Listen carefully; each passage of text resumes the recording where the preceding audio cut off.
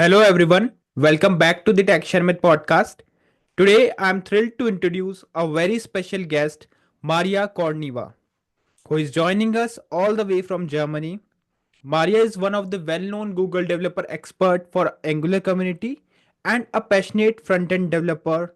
And not only this, she is also a strong advocate for accessible web development.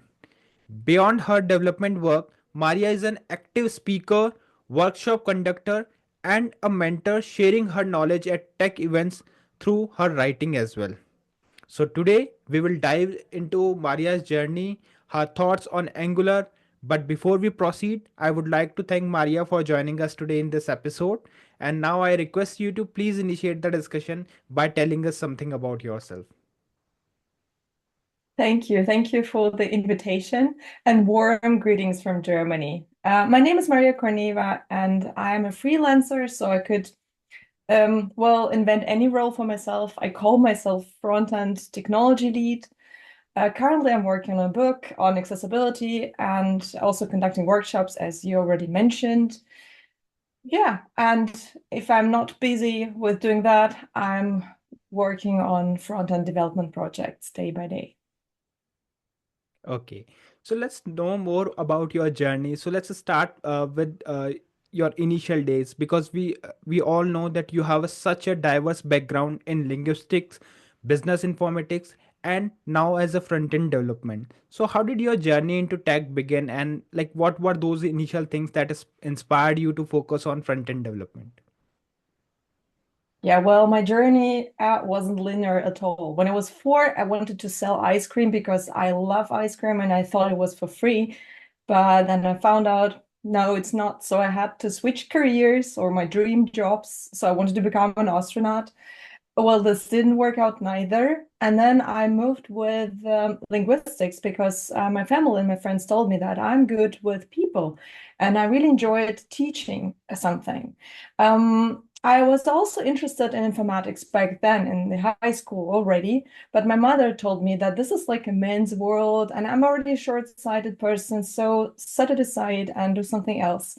And I followed this career first, and then I realized I still like informatics. I still like coding, algorithms, and all this stuff.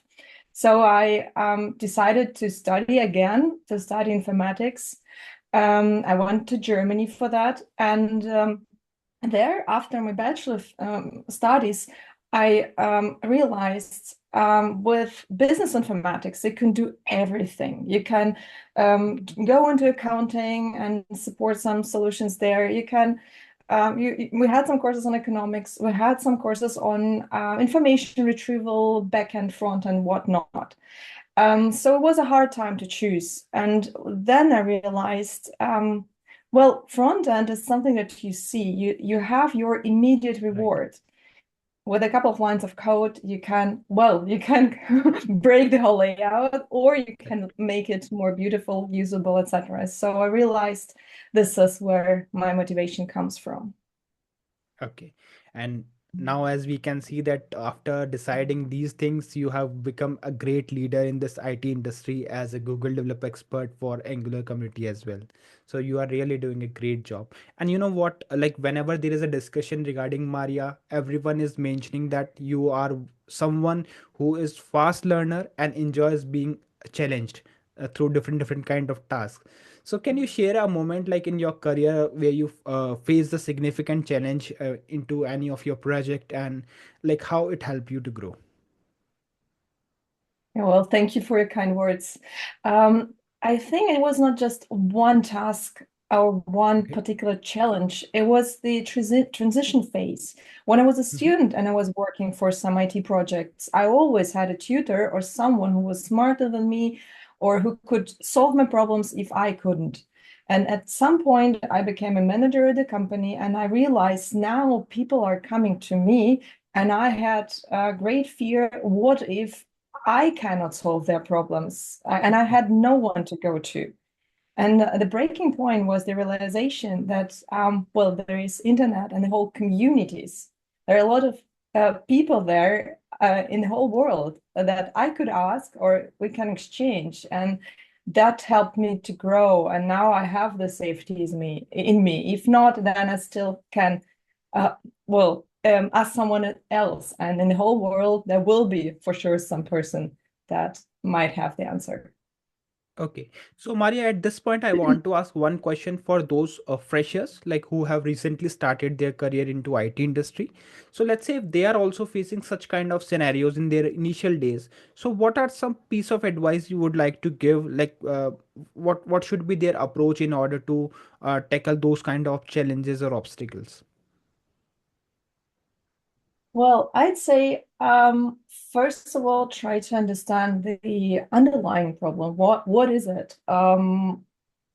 If Usually, if I realize I cannot find a solution on the internet, maybe Hmm. I don't know how to ask, and I first need to know to learn how to ask the questions that I have. Okay. And for this, I need the basics. So some theory, some working on the understanding underlying principles of the technology or the problem or the solution, whatever.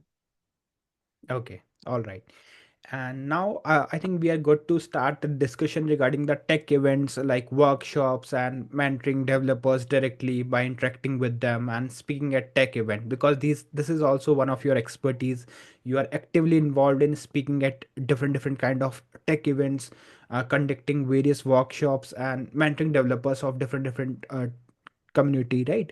So what drives your passion for giving back to the community in this way, like by interacting with directly with the folks or IT folks? There are many reasons. It started with me just noting down what I've learned for myself, for my future self, in case I have a similar problem, I can look it up. Hmm. Then I realized I went to the conferences and I discovered there are people there and you can talk to them and Yeah. you share the motivation. You not only talk about how you solve some particular problem, but you also Hmm. learn that someone else is also working on this and you learn from their problems. And it gives you a great feeling of this. I'm not alone with this. Yeah. And of course, knowledge sharing. So I'd love to support people and see their careers grow. Hope that with more knowledge, they will get better positions and maybe feel more secure because there's a lot of people that are brilliant, that are smart, but they just don't dare do more. And my hope when I do mentoring Correct. is just to push them a bit because they already have it. Yeah, this is one of the thing that I also notice among the community members because there are some people who have great talent. They know how to do the technical things, but they are not able to express their things either through conferences or they are not able to interact properly. So if at that moment, like if uh, they are provided with such type of mentoring or guidance, then for sure like there would be more talented people in IT who can work on different projects. So yeah, this is one of the thing that anyone can do on their own and to help other members. Okay, so is there any particular moment through these conference which is very close to your heart? Maybe your first interaction with the community member through the live concerts, conferences, or any particular moment which is close to your heart? I remember at the first in-person conference, I saw someone from the Google team, and I was, oh wow, well, those great guys and girls. And I talked to them because they were also speakers, and they said, "Oh, we still have to finish our presentation. We're not sure if it's good." And I Mm, realized they are still human beings. We're all are human beings, and it right. helped me, just that well, I had less fear to speak after that because I knew that everyone is struggling in the same way or on the same problems, or at least just also struggling. That helped me a lot in my speaker career, at least. Okay. And Maria, like we all know that for your active and consistent contribution for the IT industry, you have been rewarded as a Google Developer Expert for Angular community. So as a GD in Angular, what do you think? Like what are those things that makes Angular stand out among other front-end framework? Because we all know that there are many frameworks, right? But among those framework, why you think like Angular stand out apart from other these things, and why should a developer consider using it nowadays? Like if someone is going to create a web developer project, so why should they opt for Angular as a framework? Sure. My heart beats for Angular, so I might be a bit biased. I think that Angular is a perfect fit for enterprise single-page applications, huge Okay. projects with a lot of components, with a lot of state, etc. Because Angular has an opinion on how the things should be done, and this is like a guardrails for us. Mm-hmm. It doesn't matter if it's a senior person or a junior who joins the project, everyone knows what to expect. Everyone knows where to put the code, what are the standard dependencies, how the router works, how the forms work, etc. So you don't need a lot of onboarding because projects are built or structured the same way. So I think this is the power of Angular. And for the developers who are about to decide which framework to use or to learn in the first place, if we're talking about students, for example, that's also a pragmatic decision. If enterprise companies are looking for Angular developers, then, well, Mm-hmm. that's obvious that it's reasonable to learn it.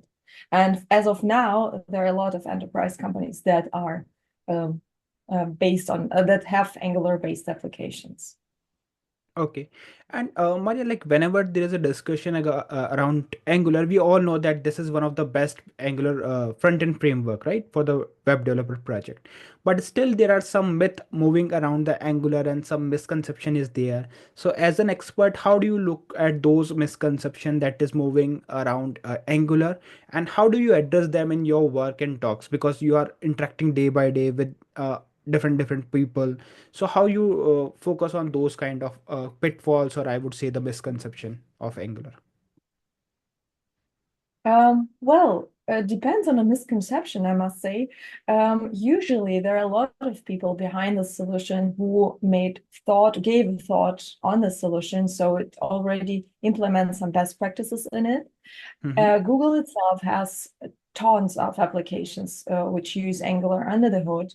So if someone says they are not sure if Angular here to stay, for example, usually I say that Google itself is interested in it because they have so many, like thousands of applications which are Google Angular based. So it's Right. not, well, it won't be gone in the upcoming years. So that's why it's, well, you can keep using it or learn Angular. So it's here to stay. Okay, and one common thing that I heard most of from most of the fresher is that like whenever they are about to start learning Angular, they got confused between the versions of Angular. Something they always fear to start with Angular because they feel that someone is suggesting them to start with latest version. Someone is working on different kind of version. So what is your thought on this? Like, is it good to start with any older version also, or is it mandatory for everyone to start with the latest? We all know that latest one is always a preferred one, but what if someone started with the older version? So is it good for them? It's a good question. I'd say start, just start. It doesn't matter which version, it's more important to start learning in general. Mm-hmm. Regarding the older syntax, as of now, a lot of this is not deprecated, it's still maintained. So even Okay. if you've learned the old syntax, you still will have time to transition to the new one once it's necessary. The concepts behind those syntax solutions are the same. So if you Right. know what is directive, you know what this thing does, then it doesn't matter how you write it. So I'd say, of course, it's better to start with the newer syntax if Correct. you are starting a new project. If you already are in join some existing code base, then probably you could already also start with the older versions. So it's as of Okay. now, it's safe to do both. And in the future, well, you still will have time to learn something else which is relevant for your use case. Okay, so I think now this is clear to all those person like who have started learning about Angular that yes, you can learn from any version because there is not that much of difference between the latest one and the older one, because there are few things that you can easily tweak when you are comfortable with the syntaxes and the process of implementing the Angular, and then you can easily adopt the latest one also. But yeah, again, if you are provided with the latest opportunity, then always try to adopt that first and then you can go with for the other. All right, so now Maria, like we will talk about another expertise of you, that is accessibility, because we all know that accessibility is a key focus in your work. So why do you think accessibility is still often overlooked in web development, and what can teams do to prioritize the accessibility, because it plays a vital role, right, in the developer projects? So what is your thought on this? Yes, well, I hear a lot that accessibility is boring, tedious, whatever. It comes because it usually or often added just before the release, and everyone is stressed and has to work to make the app accessible under time pressure. It's Mm-hmm. way better to start building accessible projects from scratch, but that's the question, how? Usually I say it's about the knowledge. We lack the knowledge on how to build how to write the code accessible from scratch. And that's where it Okay. could start, just by educating the team members on what is accessible code. And Mm-hmm. here I'd say, even if you don't have much time for that, by using semantic HTML, you're already are doing a lot of things correctly. And that would be just the almost free solution where to start building accessible code, like even without extra requirements of accessibility, just use p tags or buttons and not just divs and spans. Okay. And now those who don't know, apart from these kind of conferences, workshop, Maria is also contributing as an author. She has worked upon various articles and books. In fact, I think Maria, you are currently also writing a book on accessible web development. So what inspired you to take on this project, and how did you decided that yes, this is also one way through which you can contribute for the community? Yeah, well, I realized that when I started my research on accessibility, that there are a lot of articles with some general advice, Mm-hmm. but what I was missing were some instructions for developers, like how can I implement it this way? And that book was in first of all was for myself, like my notes, what I needed back then as a web developer. And then I realized when you write a book, you learn even more. So it started like Correct. a collection of thoughts, and now I just go deeper, learn myself more, and hope that I will share the structured information with my fellow web developers later on. Yeah, and I also completely agree with this point, that it is because we all know that writing is not that easy thing, right? Like there are many things that we have to learn throughout the process. In fact, one of my podcast guest also mentioned this, that writing an article and writing a book is completely different process. There you have to take care of each and everything. Punctuation marks would also impact a lot. So yeah, writing book is a tough thing, but still there are lots of people who are like yourself who are actively publishing those kind of book which are helping community in a different way. So that's a great work that you are doing through the writing project. And is there any upcoming book or project that we will be seeing in the upcoming months that you are about to release? Well, besides the book, I really want to publish a website on accessible Angular with some use Okay. cases where I implemented in an accessible way, and with some blog articles alongside, so that you can read, for example, how to implement a sortable table, or what to bear in mind when implementing some accessible navigation on the page, etc. So that's my next project. Okay. All right. Okay, so let's talk bit about the conferences that you co-organized. because you co-organize the NGDE conference, right? So what goes into the into organizing such a successful tech event, and what have you learned from this experience? Because organizing a conference is a again a thing that need lots of expertise and patience in order to maintain everything in a proper way. So how was your experience with that? Well, regarding the first question, what it takes to organize a successful event, I think the diversity of the team members, because we had Yeah. one team member, Joe, for example, who took over all the design and printing. Then some others took care of the website and communication with the sponsors or accounting. So all the tasks were evenly spread and everyone was contributing. So we didn't have like, everyone are just web developers and don't Mm. know nothing about marketing. So we needed this support. We needed to spread out our skills. And what I've learned from is that it's very stressful in the preparation and during the conference. But once it's running during the conference days, it's just a very inspiring moment, and you're so spiked. I don't know, like you feel really rewarded for all the hard work. And then after that, it takes days just to come down from this. Yeah, well, all the nice memories, all the nice experiences. Yeah. Okay. And Maria, like with so far discussion, I think I'm pretty much sure that you are not only a talented developer, but also an illustrator. So, like, how does because there are lots of things apart from this technical expertise that you are doing in order to contribute or in order to keep yourself motivated. So, here I would like to talk bit about one of your hobby, that is drawing.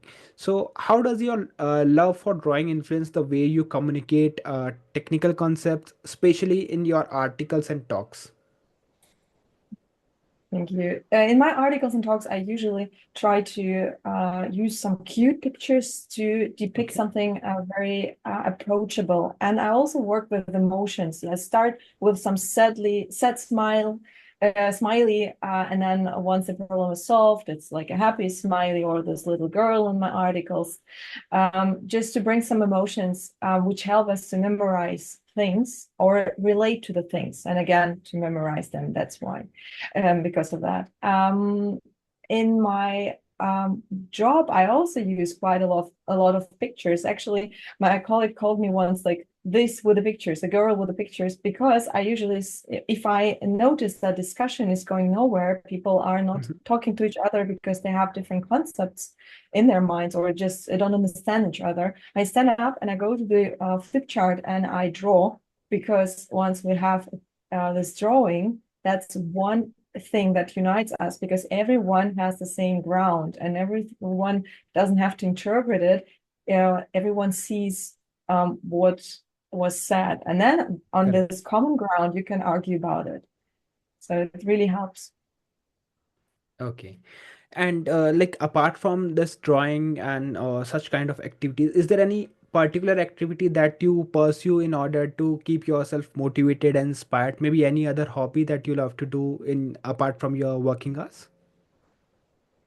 Well, I love hiking.